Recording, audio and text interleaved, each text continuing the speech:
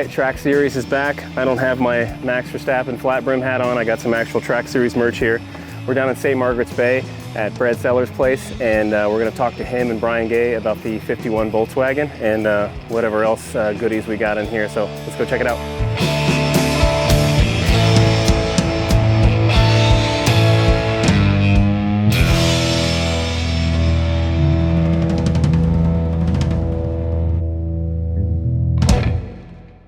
Here we are, next episode of In the Garage. I'm Mike Reese with Reese Racing, and we're here with TRAC Series to continue our documentary on following some racers that are on the grid, learn a little bit more about who they are, where they're from, what they're driving, a little bit of the backstory.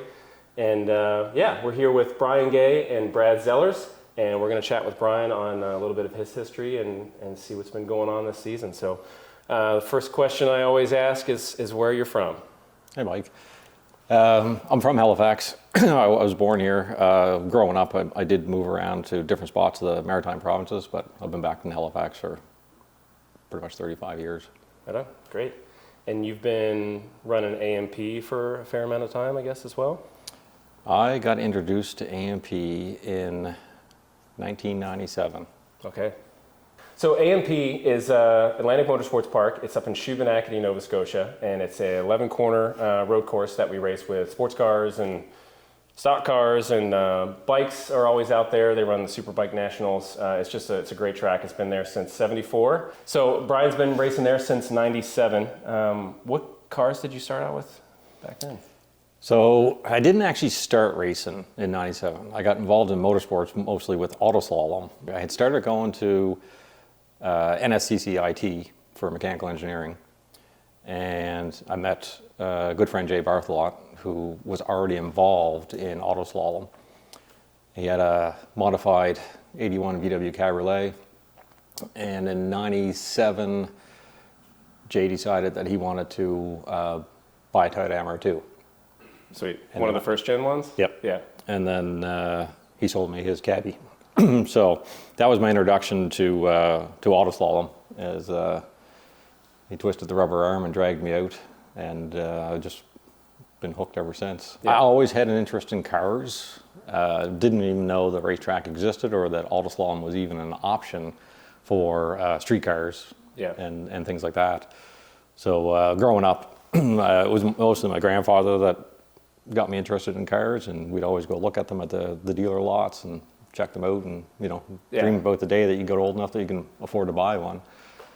But no, when I met Jay and he introduced me to autoslalom, that was the start to the spiral. Yeah, that's what happens. I met Jay when I went to NSCCIT, so I was taking a mechanical engineering technology program.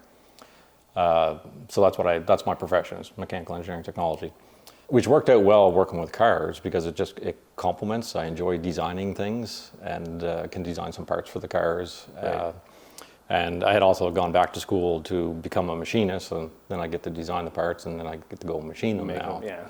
So it always worked out well for working on the cars. I got introduced to the track in '98. Was my first race school at the track. Okay. That I took in the Cabby. And I got introduced to Derek Luger and then the guys up at Vantage, because obviously being a Volkswagen dealership and me now owning a Volkswagen, and Derek was already racing, as well as Bill Green, Colin Harmer, and Kenny Campbell, which Kenny Campbell and Bill Green were technicians for Derek, but they were involved in racing as well. Yeah. They become friends very, very quickly. For sure. So, and learning the tricks of the trade, they're racing ITB Volkswagens. I've got a Rabbit, essentially, so a Mark I generation, and they helped me to set it up and a few little tricks of the trade for tuning and go to the track. And you had a roll bar in the Cabriolet, I guess. Yeah, there's a factory one in it, but I had a one fabricated for it as well, like a 4-point roll bar in it. Yeah, and I've heard you talk a little bit about Derek and running the ITB stuff. You guys used to go down to like Loudon and stuff like that back in the day? We used to go down to New Hampshire, to New Hampshire International Speedway, sometimes up to 3 times a season. Yeah. To the point where we would go down for what they would call their double points weekends. And after going down 3 times for the double points weekends, I mean, and Derek and I walked out of there with first and second place in the overall championship one year. Awesome. And we had set a track record down there as well. So, and it wasn't that far away, so it was always fun to go down to Loudon. So currently right now, I'm running the car that's behind us, which is a 2007 Volkswagen Golf GTI. Sweet. And it is slightly modified? It is slightly modified, yes. Okay.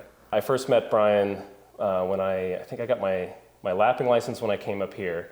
And you are the chief driving instructor for Atlantic Motorsports, is that correct? Yes. Okay. And what does that mean?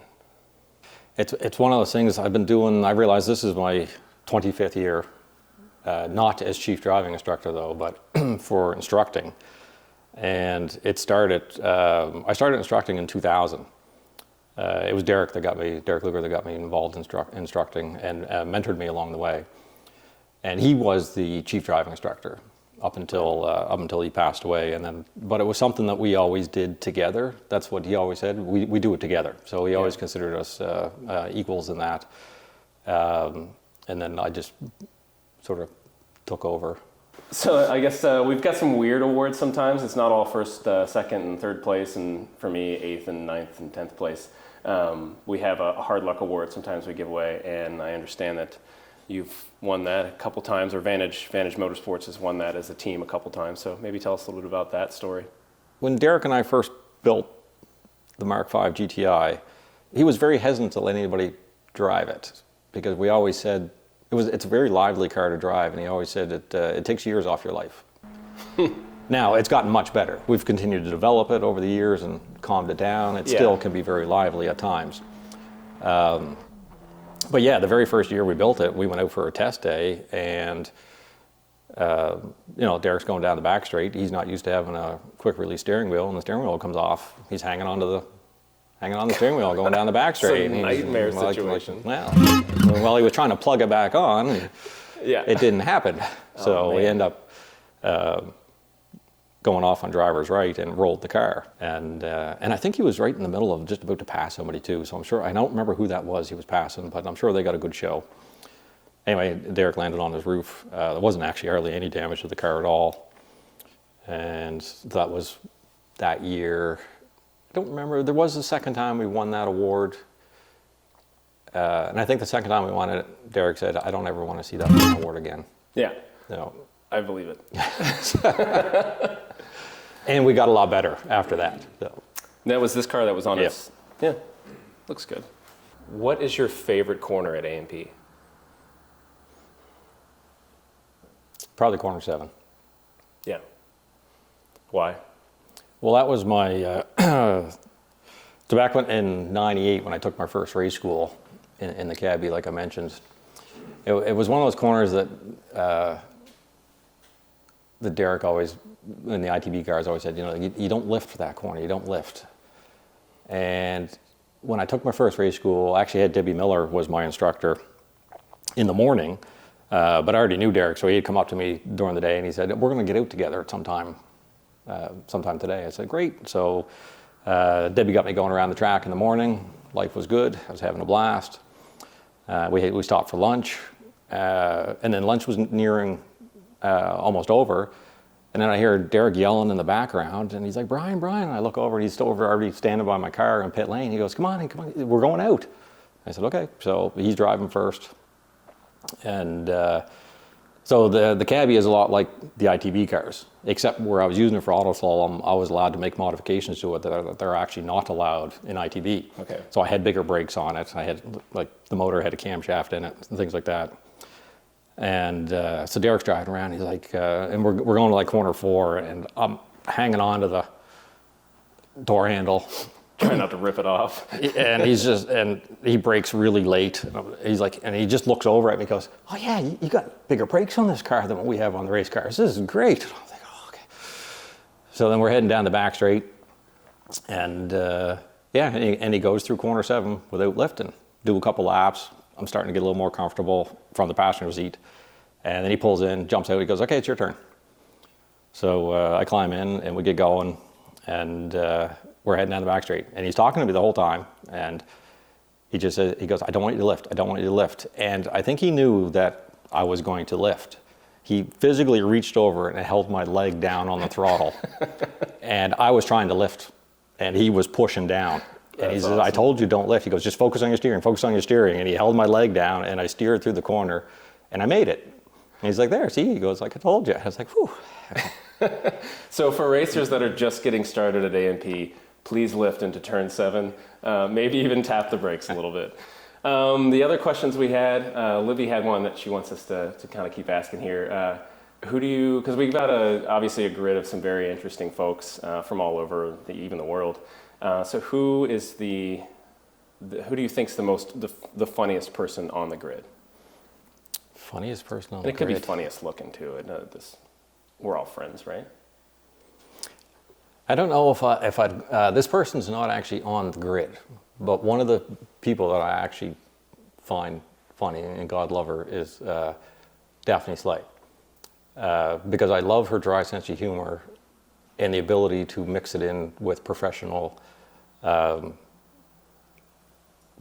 at the same time. She does it well. Right? Well, she's she's the chief steward and stuff, so. Yeah. Don't great. be a dick. Yeah, don't be a dick. That's our drivers' meetings. Every time we start the day is Daphne going, don't be a dick. So I don't know if I'll have to bleep dick out or not, probably, but I can do that in post. So the other question I was thinking of, and this is like every car guy, when they think of unlimited budget, what car would you get? Doesn't matter what it is. No budget, landed, delivered here tomorrow. It could be a race car, it could be a street car. GT3 RS. The new one? Porsche, yeah. I always told Brad if I ever win money, I'll be coming down to see him. Yeah.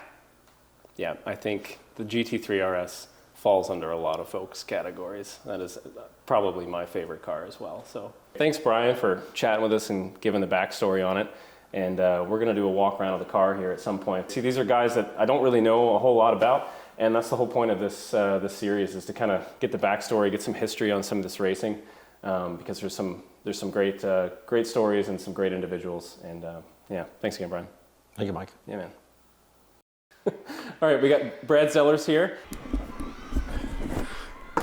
Brad, I said your name wrong pretty much every time, besides the first time, because we filmed that last and I had a chance to practice. So anyways, Sellars, not Zellers like the store you guys had up here in Canada. I don't know what it is. My dad and I just can't pronounce names very well. I don't know if it's being from Southern Ohio or Cincinnati Public Schools or me just being an idiot. But anyways, sorry about that, Brad. Back to the show. Sellars, not Zellers. We're going to get the backstory on him. You were usually running with Brian in the 51 car at A&P, like most recently.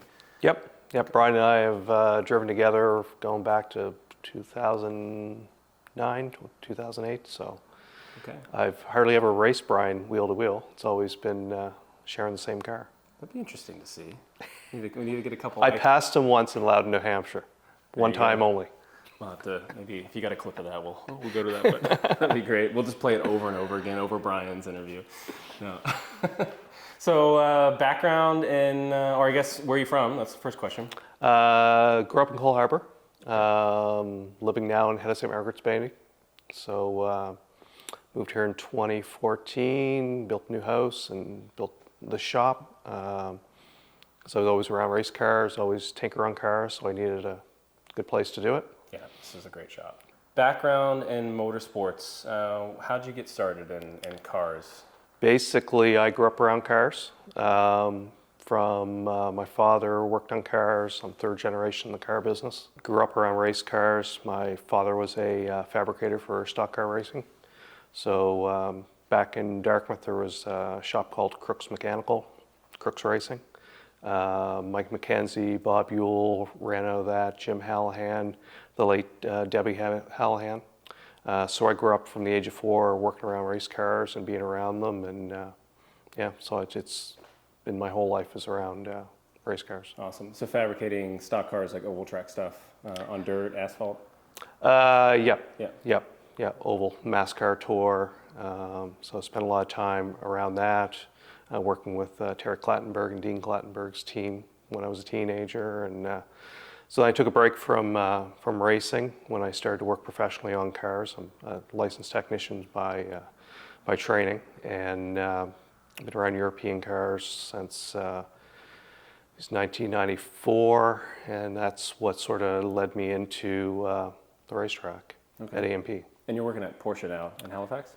Yep, I'm at Porsche Halifax. Been there 10 years. Been there since the beginning of the store opening as well. Cool.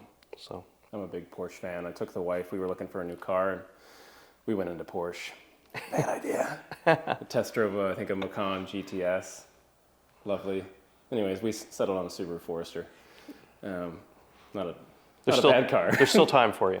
Okay, that's good. So your first time on track, when was that? 1999.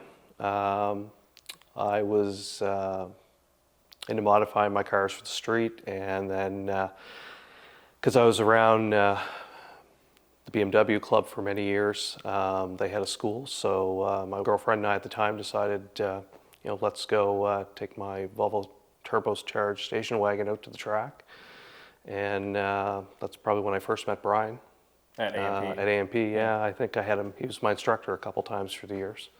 So I had a number of different cars that I completely modified to go out and do the driving school. So I came up through the driving school side. Brian came up through the autocross side. I came up through driving schools, and then kept getting, more comfortable with the track, and then transitioned into the time attack side of it. Mm-hmm. And then eventually racing. So you started on the time attack side, and then you got into the road racing side there. Yeah, again, the road racing is quite interesting how I got in. I didn't plan on it. A customer of mine at the Porsche dealership was renting one of the Atlantic Motorsports cars and ended up buying it, and he needed somebody to maintain it. And so part of the deal was I maintained it, and I got to drive half the races. So that's basically how I got into the racing side. So I had to quickly get my gear and stuff and get the car ready. And unfortunately, the car had an accident that day, and Derek Luker came up to me and said, "Bring your gear next race weekend, and we'll put you in a car." So, awesome. And I became a renter of Derek's race cars for many years. Great. So, yeah. Other tracks that you've been to? You kind of mentioned that you've been around some pretty sweet tracks. Yeah, I got to, obviously racing. Brian, myself, and Derek, and Paul Gray, one of the other owners of the vehicle, we've been to Loudon, New Hampshire, Atlantic, Virginia National Raceway, Road Atlanta. Road Atlanta. So that was fun. That is, I think, my favorite track. I haven't been there in person. It's just Gran Turismo, because I'm one of those guys that spend more time on my PlayStation than I do actually driving. But yeah, Road Atlanta, what a beautiful track. One of my coolest memories is at Road Atlanta, where I'm coming on the front stretch, and we're on a Pro IT race, and there's Spec Miata out there, and Walter comes on the radio and says, "Brad, be calm, hold your line. There's a Miata trying to pass you on driver's left." And I'm already at the edge of the track. So this Miata goes by me in the grass, and afterwards we go to impound, and I go up to the guy, and it's Randy Popes. Really? Right? So that's pretty cool. Way cool. It takes the sting of getting passed by a Miata when it was driven by Randy Popes, I think. Yeah, that's the only Miata that's allowed to pass me, is when it's driven by Randy. That's great. Yeah.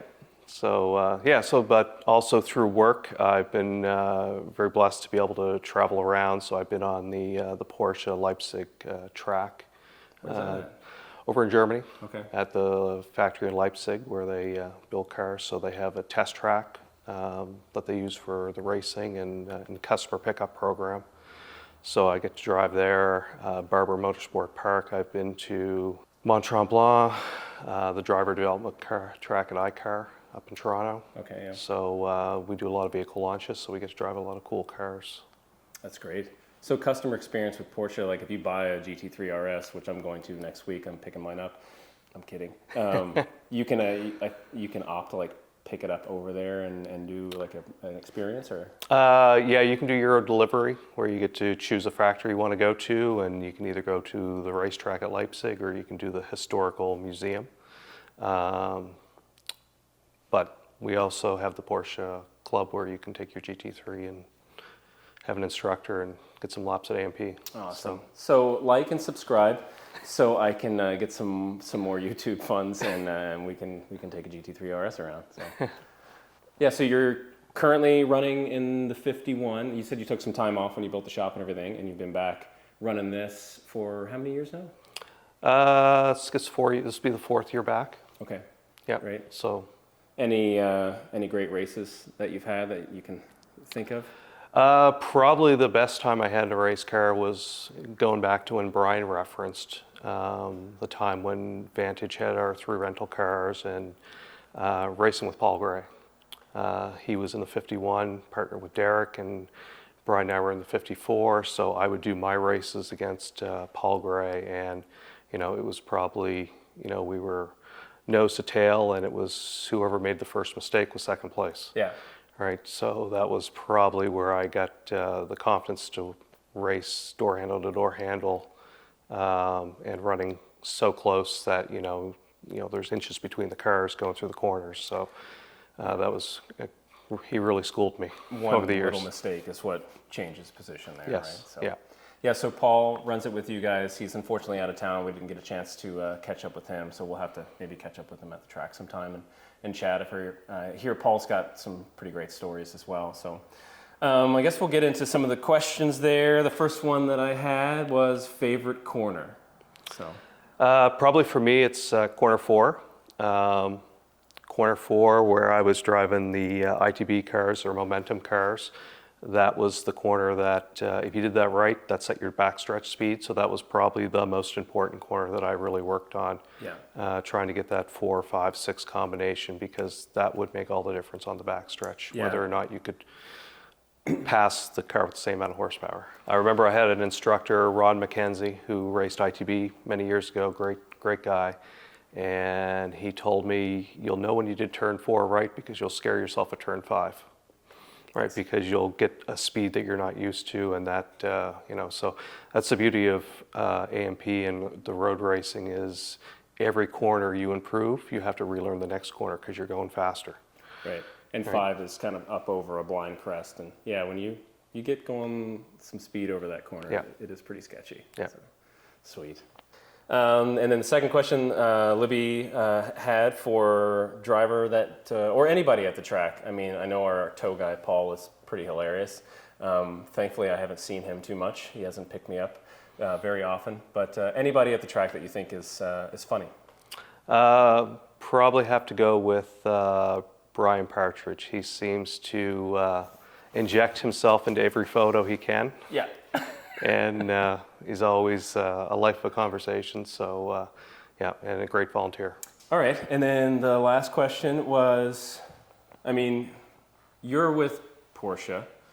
I'm staring at a very nice Porsche right now. But if you had an unlimited amount of money and a C-130 could drop it out of an airplane in your driveway for free, what car would it be? Probably for me, if it was like a brand new car, I could get, like today, it would be the GT4 RS. Okay. And if it was a past car, it would be a 997 4-liter GT3 RS. That car is the last of the GT3s in a manual, and it's just as close as a road-going cup car as you can get.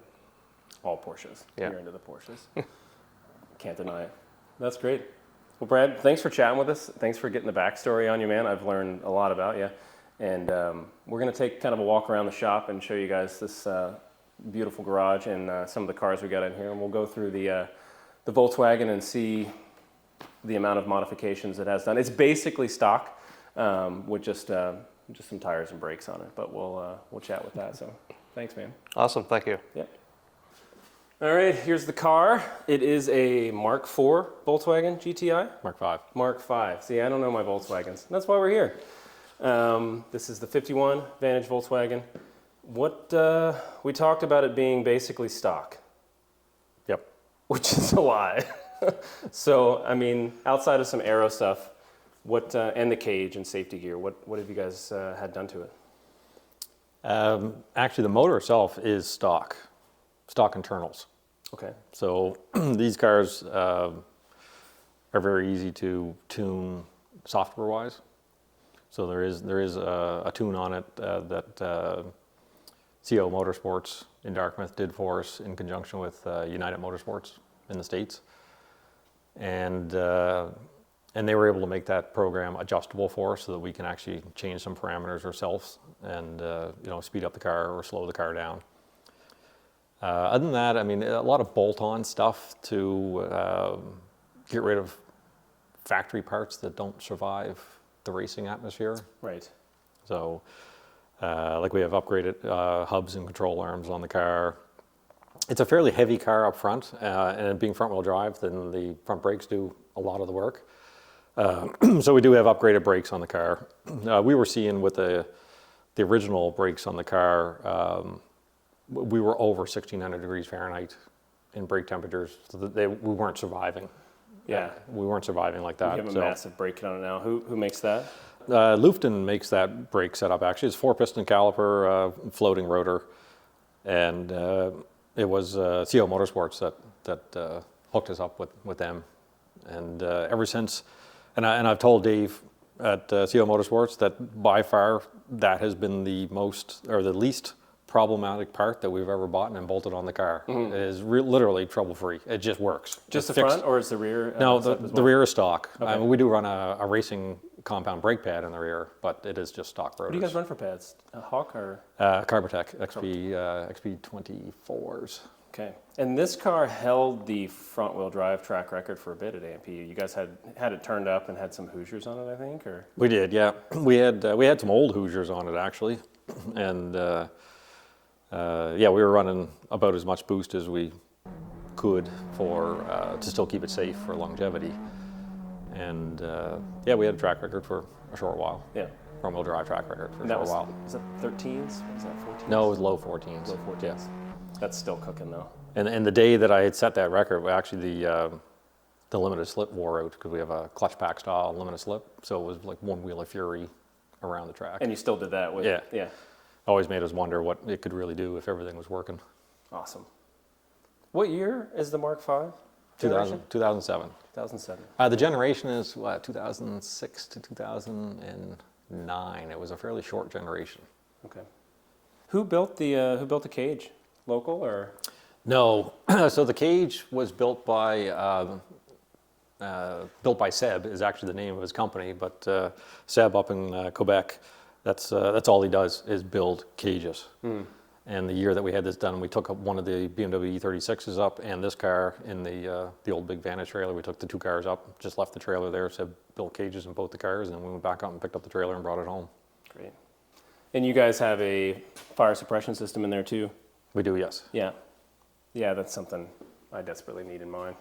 So yeah, I'm a Porsche guy. I don't have any Porsches. My first ride in a Porsche was my karate teacher. I was probably like 12. He had a 944, and I asked my dad, I was like, can Mr. Hans drive me home? So it was my first ride was in a 944, like the poor man's Porsche, but that is not a 944. You got to tell us a little bit about this thing.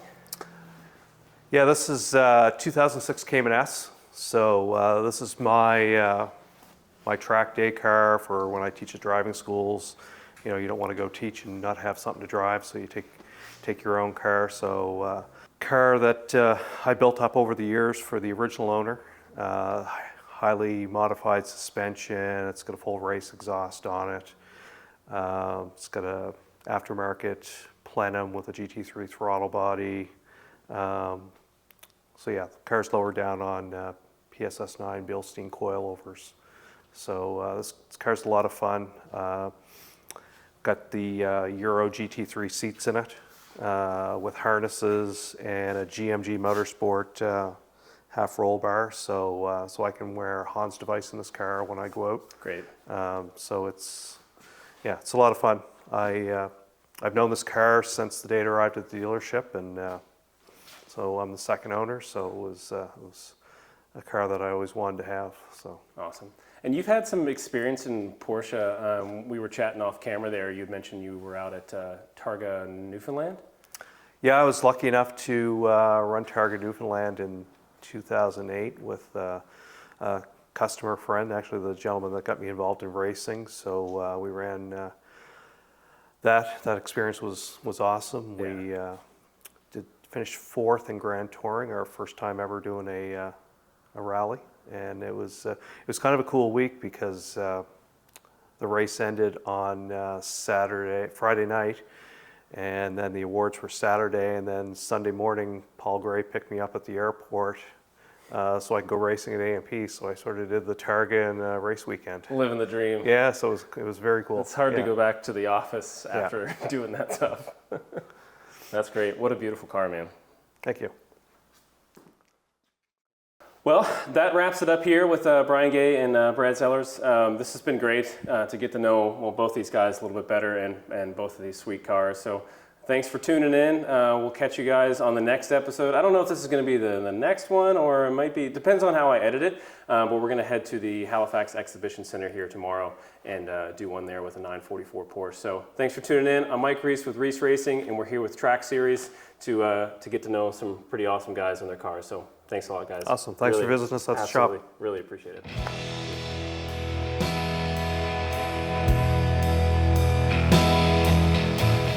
My dad's old OM10, pushing some Kodak Gold 200.